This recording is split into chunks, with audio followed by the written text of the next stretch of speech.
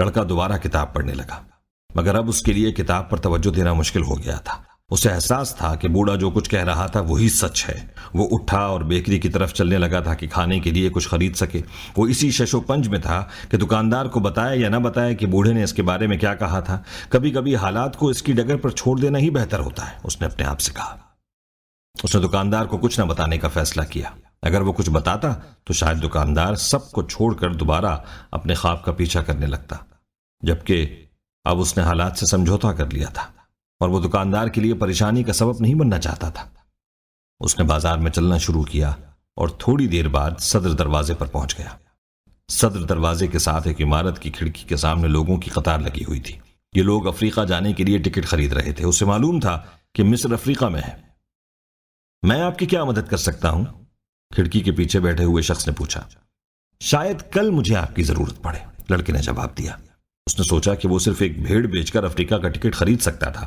اس خیال سے اسے جھجھری سی آ گئی۔ ایک اور خیالوں کی دنیا کا باسی، ٹکٹ کلرک نے اپنے ساتھی سے کہا۔ اس کے پاس دیلا بھی نہیں ہے اور خواب افریقہ جانے کے دیکھ رہا ہے۔ لڑکے کو اپنے ریوڑ کا خیال آیا۔ اس نے سوچا کہ اب اسے اپنے ریوڑ کے پاس جانا چاہیے۔ 2 سال میں اس نے گلہ بانی کے بارے میں سب کچھ سیکھ لیا تھا۔ اس نے یہ بھی جان لیا تھا کہ بھیڑ کی اون کیسے اتارتے ہیں۔ وہ بھیڑوں کی معمولی بیماریوں کا علاج بھی جانتا تھا۔ اسے اندلس کی بہترین چراگاہوں کے متعلق معلوم تھا، اور سب سے بڑھ کر یہ کہ اسے اپنے تمام جانوروں کی قدر و قیمت کا اندازہ تھا۔ اس نے اپنے دوست کے باڑے تک پہنچنے کے لیے سب سے طویل راستے کا انتخاب کیا۔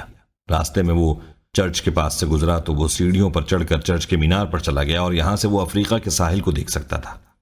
اس نے سنا تھا کہ اسی راستے سے عرب حملہ آور اسپین میں داخل ہوئے تھے۔ یہاں سے وہ پورے شہر کا نظارہ کر سکتا تھا۔ اس نے وہ مارکیٹ بھی دیکھی جہاں اس کی ملاقات بوڑھے سے ہوئی تھی۔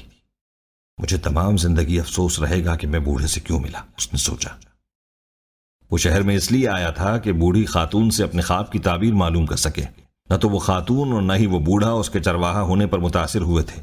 وہ ان لوگوں میں سے تھے جو کسی بھی چیز میں دلچسپی نہیں رکھتے تھے، اور نہ ہی انہیں یہ معلوم تھا کہ چرواہے اپنی بھیڑوں سے کتنا مانوس ہوتے ہیں۔ اس کو اپنے ریوڑ کی ہر بھیڑ کی خصوصیات معلوم تھیں۔ اسے معلوم تھا کہ کون سی بھیڑ لنگڑی ہے، کون سی بھیڑ چند دن بعد بچہ دینے والی ہے، اور کون سی بھیڑ کاہل ہے۔ اگر اس نے ان کو چھوڑ دیا تو بھیڑوں کو بہت زیادہ بھگتنا پڑے گا۔ ہوا تیز چلنے لگی۔ وہ ہوا سے بھی واقف تھا۔ اندلس میں اس کا نام لیوانتر ہے، کیونکہ یہ لیوانت کی جانب سے چلتی ہے۔ لیوانت بحر اوقیانوس پر اندلس کے جنوب میں واقع ہے۔ لیوانتر کی رفتار تیز ہونے لگی۔ اس نے سوچا کہ اب وہ اپنے ریوڑ اور اپنے خزانے کے درمیان میں کھڑا تھا۔ ان دو میں سے اسے ایک کا انتخاب کرنا تھا۔ پھر تاجر کی بیٹی بھی تو تھی، مگر وہ اتنی اہم نہ تھی جتنا کہ اس کا ریوڑ، کیونکہ اس لڑکی کا انحصار اس کے ریوڑ کی طرح لڑکے پر نہیں تھا۔ اور شاید اسے تو میں یاد بھی نہ ہوں، اس نے اپنے آپ سے کہا۔ اس کو تو شاید اس بات کا احساس ہی نہ ہو کہ میں اس سے کس دن ملا تھا، کیونکہ اس کے لیے ہر دن ایک جیسا تھا، اور تمام دن ایک جیسے اس لیے ہوتے ہیں کیونکہ لوگوں کو ہر دن میں ہونے والی اچھی چیزوں کا احساس ہی نہیں ہوتا۔ میں نے اپنے ماں باپ کو چھوڑا، اپنے قصبے کو چھوڑا، اور وہ لوگ شاید میری غیر موجودگی کے عادی بھی ہو گئے ہوں گے۔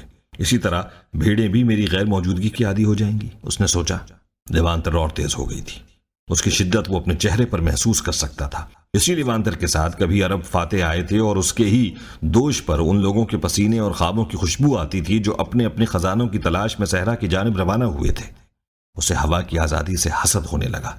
اسے بھی اسی ہوا کی طرح آزاد ہونا چاہیے تھا۔ اب بھی شاید اسے روکنے والا کوئی نہیں تھا اس کے اپنے سوا۔ اس کا ریوڑ، تاجر کی بیٹی اور اندلس کی چراگاہیں اس کی منزل کی جانب صرف ایک قدم کی حیثیت رکھتے تھے۔ دوسرے دن لڑکا بوڑھے سے ملاقات کے لیے اپنی 6 بھیڑوں کے ساتھ موجود تھا۔ مجھے حیرت ہے کہ میرے دوست نے باقی کی بھیڑیں فوراً کیسے خرید لیں، اس نے بوڑھے سے کہا۔ اس کا خیال یہ ہے کہ ریوڑ بنانا اس کا ہمیشہ سے خواب تھا، اس نے اپنی بات جاری رکھی۔ یہ ایک نیک شگون ہے، بوڑھے نے جواب دیا، اور یہ ہمیشہ ایسے ہی ہوتا آیا ہے۔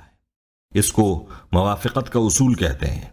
جب تم پہلی دفعہ تاش کے پتے کھیلو تو تمہیں اپنی جیت کا پختہ یقین ہوتا ہے، اسے شروعات کی جیت کہتے ہیں۔ ایسا کیوں ہوتا ہے؟ لڑکے نے سوال کیا۔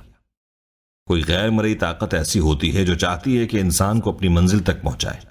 یہ طاقت انسان میں جیتنے کی خواہش ابھارنا چاہتی ہے۔ بوڑھے نے بھیڑوں کا معائنہ شروع کیا۔ ان میں سے ایک لنگڑی تھی۔ لڑکے نے بتایا کہ اس کی لنگڑاہٹ معمولی ہے، ورنہ بھیڑ بہت ذہین ہے اور سب سے زیادہ اون دیتی ہے۔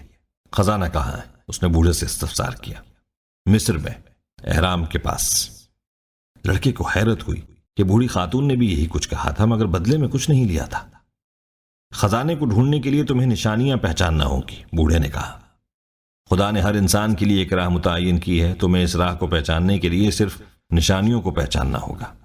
اس سے قبل کہ وہ بوڑھے کی بات کا کوئی جواب دیتا، ایک تتلی اڑتی ہوئی اس کے اور بوڑھے کے درمیان سے گزری۔ اسے اپنے دادا کی بات یاد آ گئی جس نے کہا تھا کہ تتلی اچھا شگون ہے، اس کے علاوہ حشرات، چھپکلیاں اور 4 پتوں والے کلوور بھی۔ ہاں بالکل، یہ اچھی علامت ہے، تمہارے دادا نے صحیح کہا تھا، بوڑھے نے اس کے ذہن کو پڑھتے ہوئے کہا۔ بوڑھے نے اپنی صدری کھولی تو لڑکا حیران رہ گیا۔ بوڑھے نے سونے کی زرہ پہنی ہوئی تھی جس پر قیمتی پتھر جڑے ہوئے تھے۔ اسے گزشتہ روز بوڑھے کی چھاتی سے نکلنے والی خیرہ کر دینے والی روشنی یاد آ گئی۔ بوڑھا باقی کوئی بادشاہ تھا اور رہزنوں سے بچنے کے لیے ایسا روپ دھار رکھا تھا۔ یہ لو، بوڑھے نے ایک کالے اور ایک سفید رنگ کا پتھر لڑکے کو دیتے ہوئے کہا، ان کو یوریم اور تھومیم کہتے ہیں۔ سفید کا مطلب ہے ہاں اور کالے کا مطلب ہے نہ۔ جب بھی تم نشانیوں کو سمجھنے میں دقت محسوس کرو تو یہ تمہاری مدد کریں گی۔ ہمیشہ بامقصد سوال کرنا، لیکن اگر تم خود سے فیصلہ کر سکو تو زیادہ بہتر ہے۔ خزانہ احرام مصر میں ہے جیسا کہ تمہیں پہلے ہی معلوم ہے، مگر میں نے تم سے کسی واضح فیصلے پر پہنچنے کی قیمت وصول کی ہے۔ میری وجہ سے تمہیں فیصلے کرنے میں آسانی ہوئی۔ لڑکے نے دونوں پتھر اپنے تھیلے میں ڈال لیے۔ اس نے مصمم ارادہ کیا کہ وہ اپنے فیصلے خود کرے گا۔ یہ مت بھولو کہ تمہارا سامنا کسی بھی چیز سے ہوگا، وہ صرف اکیلی ہے، اور نشانیوں کو سمجھنا نہ بھولنا، اور سب سے بڑھ کر یہ کہ اپنی منزل کو کبھی نہ چھوڑنا۔ آخر میں تمہیں ایک کہانی سناؤں گا۔ ایک دکاندار نے اپنے بیٹے کو دنیا کے سب سے بڑے عالم کے پاس بھیجا تاکہ وہ ابدی خوشی کا راز سیکھ سکے۔ لڑکا صحرا میں 40 دن چلنے کے بعد پہاڑ پر واقع خوبصورت قلعے پر پہنچا جہاں وہ عالم رہتا تھا۔ قلعے میں داخل ہوا تو لڑکے نے دیکھا کہ ہال میں چہل پہل تھی، تاجر آ جا رہے تھے اور سازندے ساز بجا رہے تھے، اور ایک کونے میں میز دنیا کے سب سے لذیذ کھانوں سے بھرا ہوا تھا۔ عالم سب لوگوں کی بات باری باری سن رہا تھا۔ لڑکے کو 2 گھنٹے کے انتظار کے بعد عالم سے بات کرنے کا موقع ملا۔ عالم نے لڑکے سے آنے کی غرض سنی اور اسے بتایا کہ وہ فی الحال مصروف تھا، اور اس سے کہا کہ وہ محل کی سیر کرے اور 2 گھنٹے کے بعد عالم سے دوبارہ ملے۔ اس دوران میرا ایک کام بھی کرو، لڑکے کو ایک چمچ دیتے ہوئے کہا۔ چمچ میں چند بوند تیل تھا۔ یہ چمچ اپنے ہاتھ میں رکھو اور خیال کرنا کہ یہ تیل گرنے نہ پائے۔ محل کی سیڑھیوں پر چڑھتے اترتے ہوئے لڑکے کی نظریں مسلسل چمچ پر لگی رہیں۔ 2 گھنٹے بعد وہ عالم کے پاس دوبارہ گیا۔ تمہیں ایرانی پردے کیسے لگے اور باغ کیسا لگا جو ماہر کاریگر نے 10 سال کی شبانہ روز محنت سے بنایا ہے؟ عالم نے لڑکے سے سوال کیا۔ لڑکے کو شرمندگی ہوئی، اس نے تو محل میں کچھ بھی نہیں دیکھا تھا۔ اس کی تو تمام تر توجہ چمچ میں موجود تیل پر ہی رہی تھی کہ کہیں تیل نہ گر جائے۔ تو پھر جاؤ اور دوبارہ محل کو غور سے دیکھو۔ جب تک تم آدمی کا گھر نہ دیکھ لو تم اس پر اعتماد کیسے کر سکتے ہو؟ عالم نے لڑکے سے کہا۔ لڑکا چمچ پکڑ کر دوبارہ محل کی سیر کو نکل گیا۔ اس دفعہ وہ واقعی محل کی خوبصورتی سے متاثر ہوا۔ چھت پر میناکاری کمال کی تھی، باغ اپنی مثال آپ تھا، غرض ہر چیز اپنی جگہ خوبصورتی کا مکمل نمونہ تھی۔ عالم کے پاس دوبارہ آنے پر اس نے محل کی خوبصورتی کی مکمل تصویر کشی کی۔ لیکن تیل کہاں ہے؟ عالم نے پوچھا۔ لڑکے نے چمچ کو دیکھا تو وہ تیل سے خالی تھا۔ میری صرف ایک ہی نصیحت ہے، عالم نے کہا۔ خوشی کا راز یہ ہے کہ دنیا کی رونقیں جی بھر کے دیکھو مگر چمچ میں موجود تیل کو کبھی نہ بھولو۔ چرواہا خاموش رہا۔ بوڑھے بادشاہ کی کہانی اس کی سمجھ میں آ گئی تھی کہ چرواہا چاہے سیاحت میں مصروف رہے مگر اسے اپنی بھیڑوں کو نہیں بھولنا چاہیے۔ بوڑھے نے چرواہے کو غور سے دیکھا اور اس کے سر پر اپنے دونوں ہاتھوں کو پھیرا اور پھر اپنی بھیڑیں لے کر روانہ ہو گیا۔